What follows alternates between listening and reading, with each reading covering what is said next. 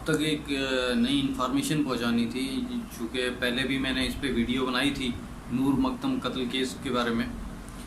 تو اب جو ہے اس کے اوپر آج ایک نیا فیصلہ عدالت سے آیا ہے جو اہم فیصلہ ہے، اور اس کو محفوظ بھی کر لیا گیا ہے کہ ایک تو ملزم ظاہر جعفر، اس کے والدین کی جو ضمانت کی درخواست تھی وہ مسترد کر دی گئی ہیں، اور ان کی والدہ کو ریمانڈ پہ دے دیا گیا ہے اڈیالہ جیل میں. اور ان کے والد کا جو ہے ان کے ساتھ ظاہر جعفر کے ساتھ واٹس ایپ وغیرہ پہ بھی رابطے تھا. تو اس میں جو ہے ان کی اس وجہ سے بھی مسترد ہوئی ہے.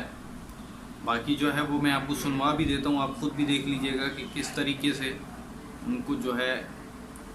اور یہ اب جو کیس ہے اس میں کافی انکشافات بھی ہو رہے ہیں نئے، اور بہت سی چیزیں اوپن بھی ہوں گی، سامنے بھی آئیں گی آپ کے ہمارے.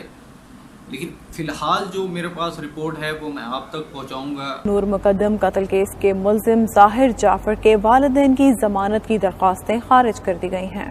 اسلام آباد کے ایڈیشنل سیشن جج محمد سہیل نے محفوظ فیصلہ سنا دیا. اسلام آباد سے یہ رپورٹ دیکھیے.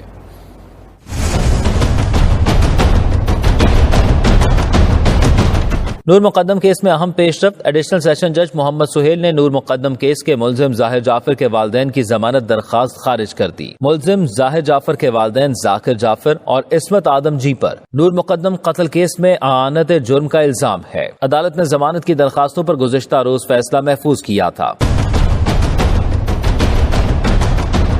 ملزمان پر الزام عائد ہے کہ وہ قاتل کے ساتھ فون کال اور واٹس ایپ پر رابطے میں تھے. ملزمان ظاہر جعفر کے والد ذاکر جعفر اور والدہ عصمت آدم اس وقت جوڈیشل ریمانڈ پر اڈیالہ جیل میں قید ہیں.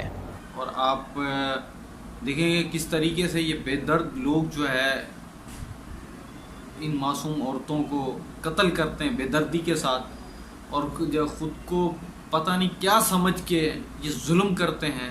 نہ تو ان کے اوپر بجلی گرتی ہے، نہ قہر پڑتا ہے اللہ کا، اور یہ پھر کہتے ہیں کہ جی ہم نے کچھ بھی نہیں کیا، یہ ہو گیا، غلطی ہو گئی، معاف کرو. تم نے وہ ظلم کیا ہے کہ تمہارے ساتھ وہی ظلم کیا جائے.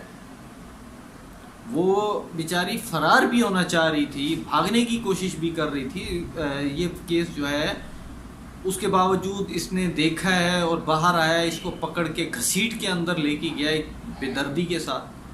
تو ظاہری سی بات ہے یہ تمہارے ساتھ تو ہونا ہی تھا، تم نے جواب تو دینا ہی تھا.